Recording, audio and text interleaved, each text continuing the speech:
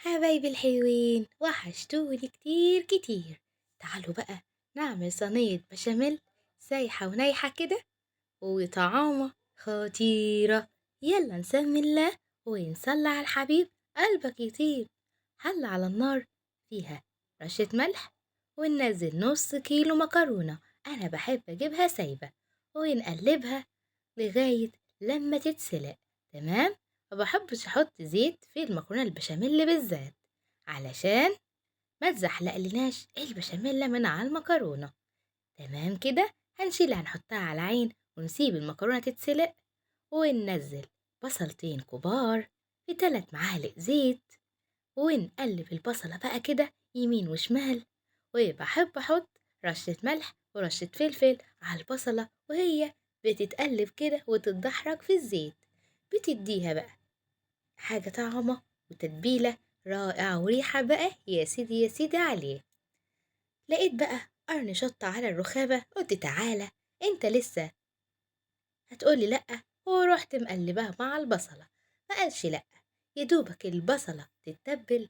الطريقة دي لقيتها أحلى طريقة بنعصج بيها اللحمة. دي طريقة ماما الله يصلح حالها، بتحس إن اللحمة بتشرب من البصل وطعمها بيبقى لذيذ. وصلت لهنا يا بطة؟ لايك والتعليق الحلو منك. هنقلب كل ده مع بعض لغاية لما اللحمة تتشرب من البصلة والمادة الدهنية بتاعتها تنزل كده. وما تكتريش المادة الدهنية لأن كده كده اللحمة المفرومة بيبقى فيها نسبة دهن، فما نحاولش نكتر المادة الدهنية علشان طعم المكرونة يبقى مظبوط. بحب أغطي عليها علشان بخار ينزل على اللحمة يسويها كده ويتكتكها مع نفسها. هختبر بقى مكروناية وهشوف المكروناية كده خلصت سوا. كده خلاص. أخدت كوبايتين من مية سليق المكرونة وحطيتهم على جنب، وصفيت المكرونة وغسلتها وسبتها على جنب. هنا اللحمة بقبقت خلاص وشكشكت، واحنا نحط عليها البهار بتاعها. نص معلقة من مرقة الفورية، فلفل اسود، جوز الطيب، 7 بهارات، رشة شطة صغيرة، وشوية كزبرة ناشفة وبس. ما تحاوليش تحطي بقى حاجات كتير علشان ما تغيرش طعمها. خلاص. وطبعا اوعى ننسى الملح، وما نحدقش الملح كتير علشان لسه هنزود ملح في البشاميل، ما يبقاش بقى ملحها زايد قوي. قلبناها خلاص. انا حطيت حبة زبيب معاها بس الكاميرا ما كانتش جايباهم.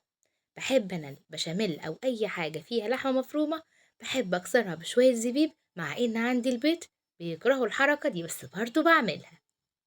بقلب كل ده وبسيبها بقى مع نفسها كده. وباخد بقى حلة المكرونة، وبنفس حلة المكرونة بتاعتها بننزل معلقتين كبار زبدة ومعلقتين زيت. وهننزل على نص كيلو المكرونة أخدت 6 معالق دقيق ومعلقتين نشا. 6 معالق مليانين، أنا أعمل نص كيلو مكرونة وطابب كمان. تمام. هنحمص الدقيق مع المادة الدهنية بتاعتها لغاية لما تحسي ان الرطوبة كلها طلعت من الدقيق. دي الحركة دي بتخلي البشاميل في حتة تانية.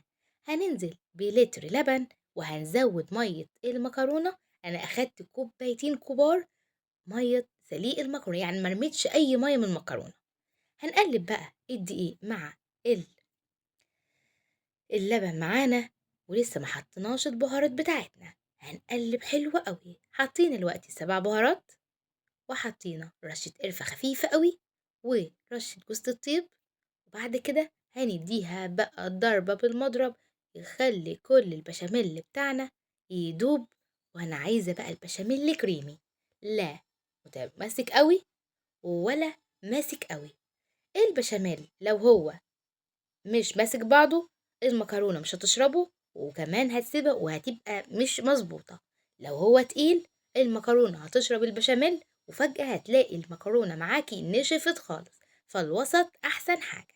حطينا بقى حبة جبنة كده، ده اختياري. تمام. لو ماما شافت الحركة دي هتقولي لا افتكاسات من عندي. هننزل نص كمية المكرونة في الصينية، وهننزل كمية البشاميل مع المكرونة. عايزة كل مكروناية تتنغنغ بالبشاميل. البشاميل اللي معاكوا ازاي؟ لان اول ما هيدخل الفرن وهتبرد معانا هتبقى متماسكة وهتبقى حلوة قوي.